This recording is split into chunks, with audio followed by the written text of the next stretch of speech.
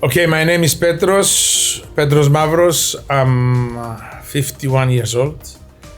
I consider myself an executive chef. I'm a Swiss-educated hotelier. I studied in Switzerland in the last century. So I'm the old-fashioned hotelier. And yes, for the last almost 10 years, I have decided to leave the general management and the food and beverage management, dedicate myself into the essence of hotels, which is food. So I exercise the profession of executive chef. The Adams was a learning curve, because I worked in big structures before. I worked in Saudi Arabia in big structures, but it's very different when you work in your own country, when you work with people from your own village or from your own town or from your own country. So it's very different, the approach. As I said, the Adams, it was a learning curve because it was just after COVID. We had to redo the whole kitchen in terms of menus, food, and all these. The hotel itself could cater for 1,300 people. So imagine a breakfast buffet for 1,300 people. We're talking about 2,500 eggs a day. We're talking about, kilos of bacon a day, and so on and so forth. 15 kilos of baked beans. And, the numbers are crazy. In terms of sustainability, listen, when you work in a hotel of that structure, of that size, you are trying to balance many factors: labor cost, food cost, service, quality, timing. All these are very important in order to come up with the final product, because if the structure is much smaller, all these things, they are done in a very easy, let's say, way. But the bigger the place, the more people you have to manage. So you need to have a very good idea of what you are doing, and you need to have a very clear way of instructing people. That's the key. Restaurants, yes, we have different restaurants, and running them, it is a challenge. But of course, due to the fact that those restaurants, they can also run, they have to run as independent units within the hotel, then what you really need there is good organization, and mostly small, flexible, and coherent teams of people that they can work together under pressure. That's the key. And especially in a place like Ayanapa, where the season is very short, it's a sprint. We start the high season starts middle June and finishes in September. So these for 3.5, 4 months, it's a sprint. You don't have time to do anything, to take any corrective measures. So your teams, they have to be solid, and they have to be really, really tied together and work together with no issues. It may sound like a cliche, but in my opinion, if you are in Rome, be a Roman. So what does it mean? This is a Greek saying. What does it really mean? So depends on the location you are. You first of all has to source. In the kitchens, we have two important ingredients: the food and the people. Okay? So you have to be able to source most of them locally, both cases. So in order to have very good food cost, the more local products you take in your menus, the better your cost is. And of course, cost and quality, they have to go together. You cannot undermine quality in order to reduce cost, and you cannot increase cost, to reach a different quality, because it doesn't really work. So it has to be a balance there. So in my opinion, is that local sourcing of human resources and ingredients and food ingredients are the two important factors.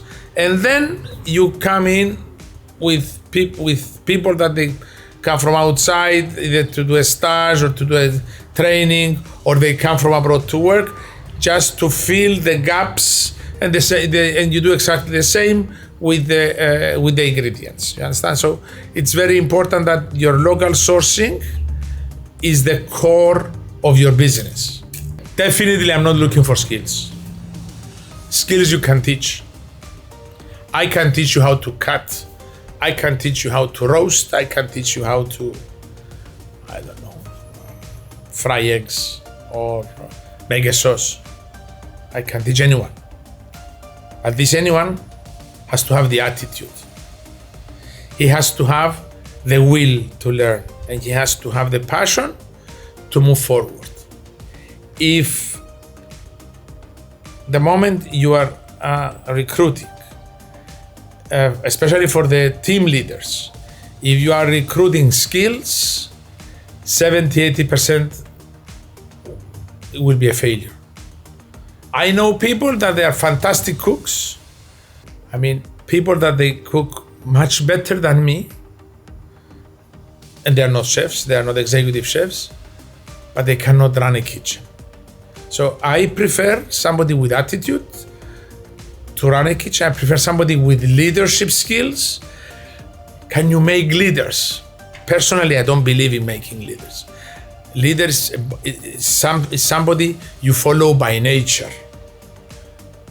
Every university in the world, every politician in the world, they talk about leadership skills.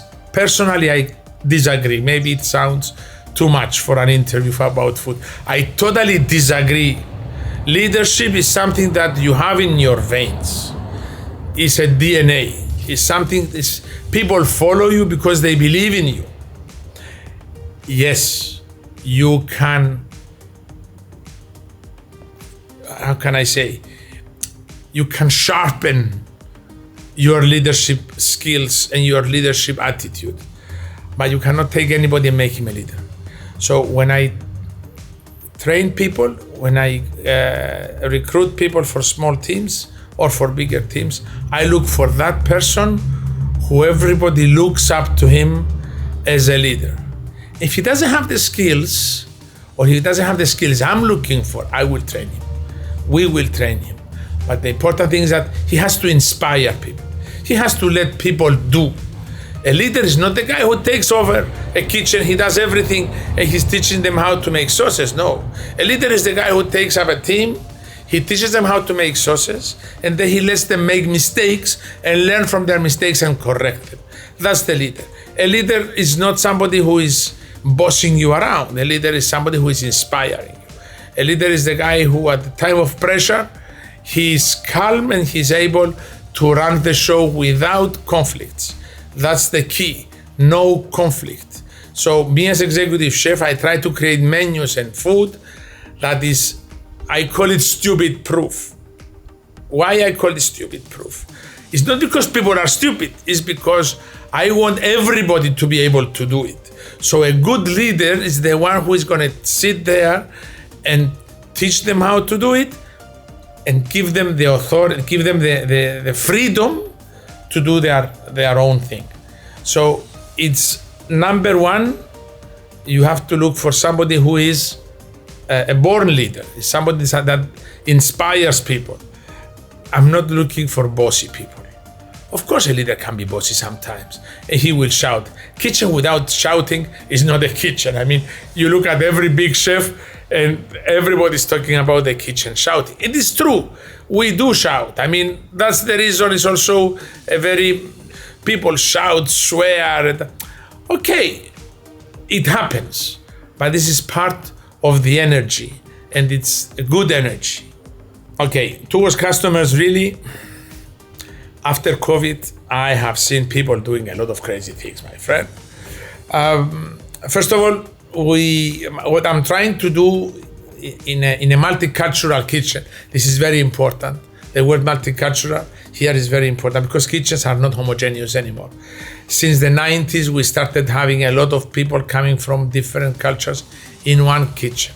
In my kitchen, we had 8, 9 different passports. So in a multicultural kitchen, it's easier to promote sustainability than in a monoblock kitchen, because you can use, the word used in inverted commas here, you can use the skills of different nationalities, you can of these people that they work there, to give a different flair, a different air in your kitchen. So you will see people chopping food much easier if they are from Asia, for example, and you will see others roasting large pieces of meat if they are from Italy or from any European country. So all these different attitudes and skills in a kitchen, they help you to build a better strategy to use the skills and the attitudes of those of the team in order to get a more sustainable result. Sustainable result, for me, sustainability means balanced. It means everything has to come into a level that your final product is acceptable by most of your customers, and at the end of the day, it has a relevant cost within your budget. So all these, keeping all those balances, it's easier, in my opinion, with a team that comes from different cultures, because you can, one pulls, the other pushes. So this will bring you in a better, faster, like I would say faster, to your final target. Now, as I told you about the customers, it's a matter of attitude as well, because sometimes you see people that they, for example, big families, that we have a lot of big families in our hotel, and we are a family hotel. You will see that they are more conscious, you know, and the younger generations are a little bit more conscious with food waste, with things that they consider more sustainable. But again, people come for holidays. After COVID, we need to relax. So I don't think that pushing the customer, it will give us better results in our numbers. It will not.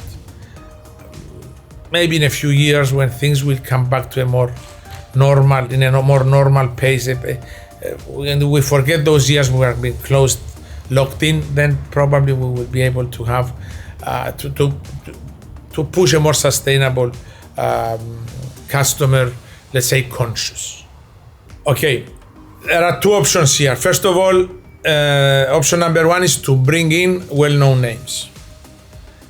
Restaurants that they are present in other countries or in other places in your own country, and they are a brand, and you take that brand, you take the standards of that brand and you put it in your hotel, and you have I don't know, name an Italian brand, name a French brand, name whatever, of all those Michelin star chefs and blah blah blah blah blah. This is one strategy. They actually started it back in the 90s in the Middle East, and many other hotels and many other places followed it. Some companies, big hotel chains, are following this strategy, and they have certain brands of individual restaurants within their structures. This is one way of doing it. The other way of doing it, in my opinion, is to brand your restaurants according to the type of food.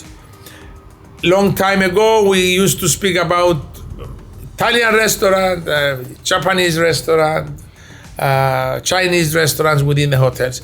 Nowadays, Thai restaurants, so on and so forth. So nowadays, we are more towards a more global branding. Let's say Asian restaurants. You have a bit of everything in a Pan-Asian restaurant. A grill restaurant. You can have, you don't have to be an Argentinian restaurant. If it's a Greek restaurant, you can have Argentinian meat, and you can have American meats, and so on and so forth. So the idea of branding is very good, and the idea of differentiating the different types of restaurants within the hotel is very good.